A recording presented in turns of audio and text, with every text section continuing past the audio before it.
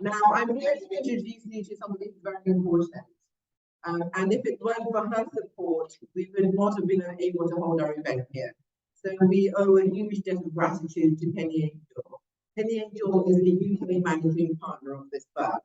And it really has been as a result of her that we've been able to host this event.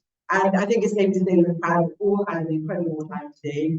We are so grateful for the generosity shown by the firm. And I think it's safe to say that everybody has quite a lot of fun today. So thank you so much. I'll hand over to you. Thank you so much, Sultana. And really, that's completely unnecessary. It's been our delight to meet you. We are so pleased and proud to be able to sponsor this event and host your here today. And it's really fantastic seeing the energy, seeing the buzz in the room, which is quite impressive given it's whatever it's 4 o'clock now after a very long day. So I can tell that we've really had fantastic engaging sessions already. And I think part of that might have been the star attraction of Lady Hale earlier. Certainly, I think everyone at Hogan Novels was very, very starstruck when we heard that she was going to be here. And I know that you've also heard from many other inspiring speakers throughout the day, and also including our very own Yasmin Monaghy, who has spoken a lot about her insights on the amazing work that we do around pro bono, and in particular, of course, in supporting gender discrimination and human rights, which is one of the focuses of the hub. And many thanks as well to Farine and Leah, who invited me to speak today, and of course to Sultana and her daughter for organising this amazing event and letting us host today's session. So Sultana's kindly said in a couple of words about me. I am, as I'm Penny Angell, and I'm a partner in the banking team here at Hogan Novels, but also, as Sultana said, I am the managing partner of the UK. So I have a job with 2 hats. I act for clients on finance transactions, and I'm also responsible for managing the UK part of our global business. And I've held that role now since January 2021.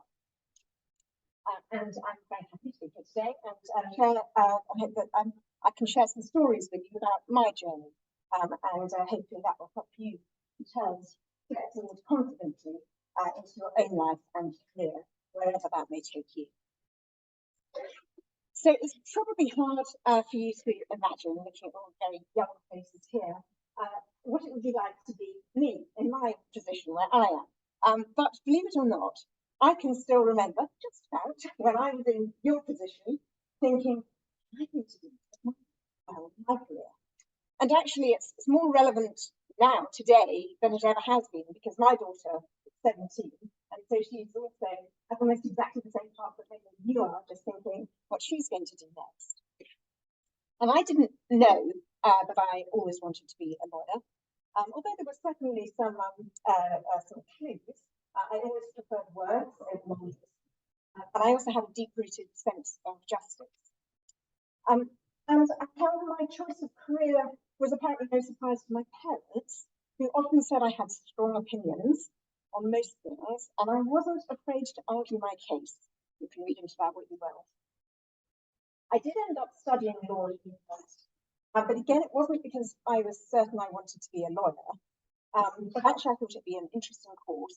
And also, I thought it would help develop my analytical skills, which I considered would probably be useful for whatever career I ultimately decided.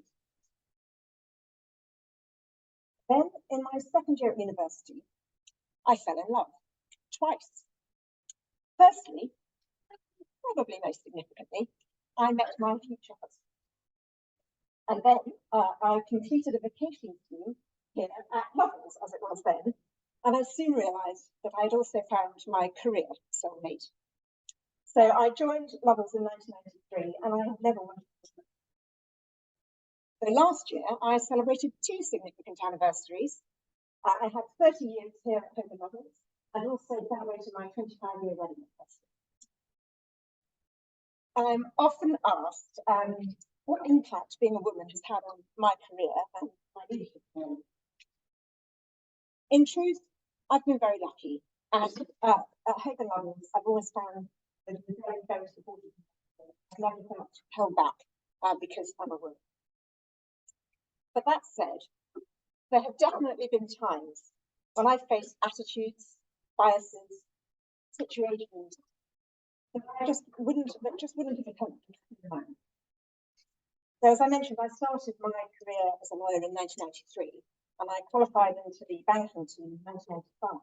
And this was at a time where my clients and most other banking lawyers in the city were almost all men. I have been mistaken in meetings with the secretary of my male colleagues. I have experienced senior people in meetings continuing to address a more junior male colleague of mine, wrongly assuming he was leading the team rather than me. I've witnessed, sadly, inappropriate conduct both by clients and colleagues towards them. In the early days of my career, I also learned that it was often easier to build client relationships if I comment knowledgeable of England weekend football results. As it happened, I actually have quite a good interest in both those sports, but still, you know the point I'm making. And then as I progressed through my career, it still surprised me when I came back from my first maternity leave, and one senior male partner told me he thought it was unprofessional of me to say that I generally couldn't make 8:30 a.m. meetings because of my childcare arrangements. Things thankfully he's done a lot since then. For me, none of these incidents was particularly offensive or emotionally scarring. And I know that many women have suffered far, far worse in terms of experiences. But that said, these experiences have definitely played a part in how I have developed as a lawyer, and why, as I've moved into a senior role, I've tried to be visible and proactive as a champion of all aspects of diversity, including gender. And just to give you some examples of how I try to do that. I make a point of ensuring that everyone in the room has a chance to contribute to the discussion. The fact that I look and sound different in a room that's largely by men can actually play to my and my client's advantage. I think people typically pay more attention when a noticeably different voice is speaking, and therefore they remember the points that I'm making. I've refused to be a bystander when I see inappropriate behaviour, and I've taken this as an HR where appropriate. And each year I will look to different forms of client marketing that are not focused solely around discussing sport or drinking. And the bonus of this is I get to connect with a much wider range of clients who are interested in many different things, so it's enjoyable as well. I believe that promoting unconscious bias and microaggressions is key to making the workplace more inclusive, promoting awareness of unconscious bias and microaggressions, which is one of the things that here at Hogan Levels, but this week. Then finally, even before lockdown, I frequently worked from home around planning schedule around school events like sports day and childcare arrangements. And I'll always check with my team if they've got any time constraints on their side before scheduling the meeting, particularly at the beginning or the end of the day. And it never fails to surprise me that if I say I can't make a call, but could do a call afterwards, 30 p.m. How many times that oh so urgent call then gets scheduled for the next morning? What about you and your future careers? I'm often asked what advice I would give to my younger self. So I thought I'd share a few of these, because some of them resonate. Firstly, keep an open mind on career choices. I'm actually living proof of this, because when I was at Hogan Levels as a trainee, the banking team was literally the last choice on my list of seat choices where I wanted to be as a trainee. But then I graduated that, loved it, and ended up qualifying into that team. Secondly, remember to ask for help when you need it. You don't have to do everything alone, and it will be challenging. It can actually really be a sign of strength to know when to ask for help. So don't be afraid to ask. Barely a day goes by when I don't consult with one or more of my partners to get their opinion on something. Two minds are almost always greater than one. And despite the mantras that you will probably hear, in my view, it's usually not possible to have it all at the same time. And for me, that took a long time to learn. For many years, I think I had to do it all. I had to be a great lawyer. I had to be on call 24/7 for my clients. I had to be the perfect mother, wife, daughter, supportive friend. But what I've learned is that you can have it all, but just not necessarily all exactly the same. And for me, what helps me to how to achieve this is to prioritize. So I'll ask myself, what is the most important thing that I need to focus on at that point in time? And that will be where I turn my attention. Many times that will be a client matter. It might be something to do with the team, or something urgent might crop up in my family life, and that then gets my full attention at that time. And I find if you can prioritize the most urgent thing at the moment, then actually it then becomes easier to focus on completing the rest of your to-do list once you're done with that super urgent point. And finally, I should mention imposter syndrome. I know I'm not alone in mentioning that today. I believe even the great Lady Hale has talked about imposter syndrome. It is definitely a real thing. And when you look up to people you think are in positions of leadership, and you think they're so confident, they can't possibly have imposter syndrome, I can guarantee you, without fail, every single one of them will have suffered from imposter syndrome at some point in their careers, often frequently at various. So don't be afraid of it, and you can learn from it. And for me, one tip that I found works and to help boost my confidence is preparation and practice. And in particular, practice at public speaking or advocacy, which is of course one of the key areas of focus of the Girls' Human Rights Hub. When I was a junior lawyer, I hated public speaking, but an older and much wiser partner kept pushing me to do lots of client and team presentations. And it taught me to feel confident in the sound of my own voice and in expressing my views. I still put in the preparation, but I'm no longer phased by speaking. In fact, I'm so comfortable in speaking up, I think I've run over my time slot. So to wrap up, I do hope you've had a really inspiring day, and I wish you all the very best as you create your own leadership stories.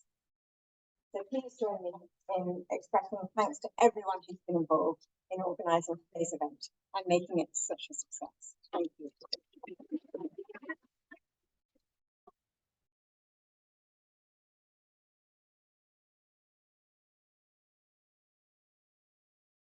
Thank you so much.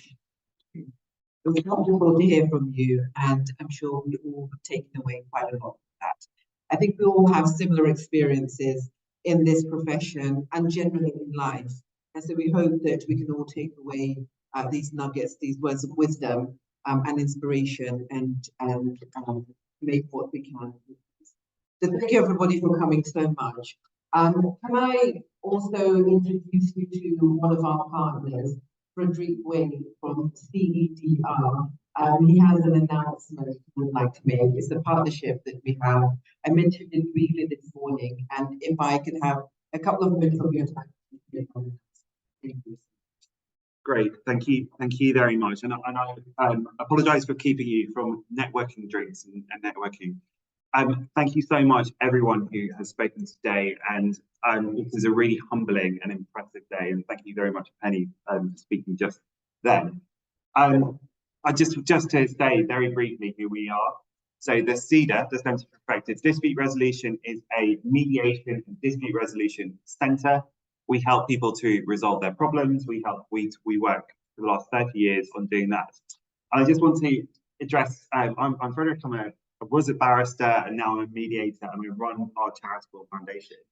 I want to address one elephant in the room, which is that I'm really honoured actually as a man to be able to speak today. And I spoke to Sultana about this before, and I've said, you know, do you want a male speaker? Do you want? And actually, what I just was so impressed by was, yes, And I consider myself to be a feminist, and I consider it to be absolutely vital that girls and women's human rights are a human issue, and that we as men, women, everybody needs to support it. And I think that's something that we as mediators and we as people can get behind. So I really want to address that.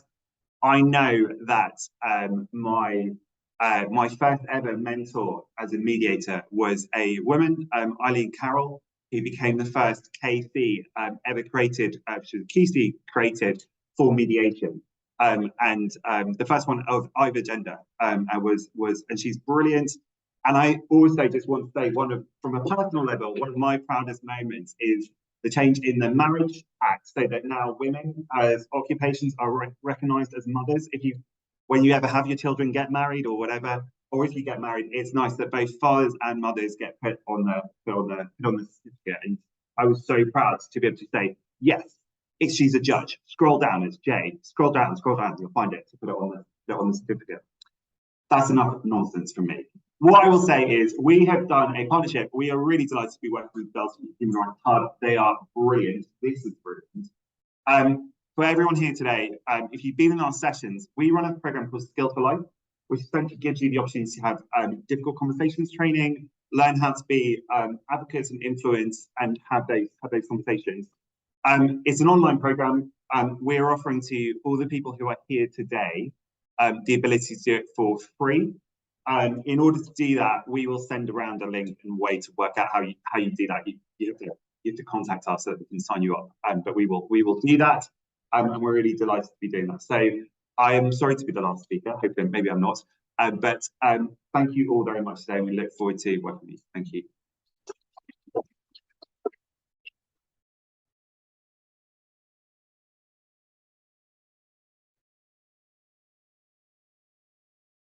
Okay, and I think some of you may be waiting for us to announce the winners of the various giveaways that I mentioned. We will post all of that on our social media platform, so do keep an eye out. You've still got more time.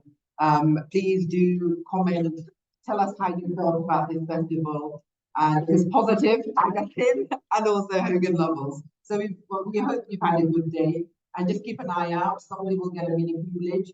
Someone will get to shadow a judge.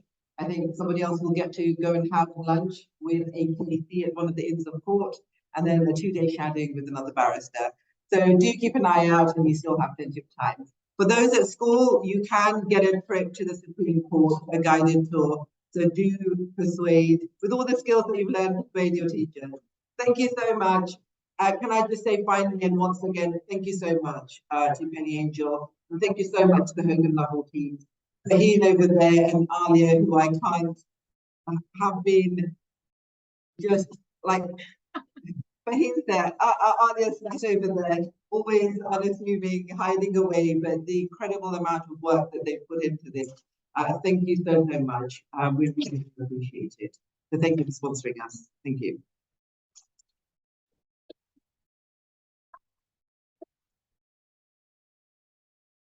There is a networking session now, so we do have some of the lawyers from Hogan Lovells here. So please do walk up, mingle, and build a good network. Thank you.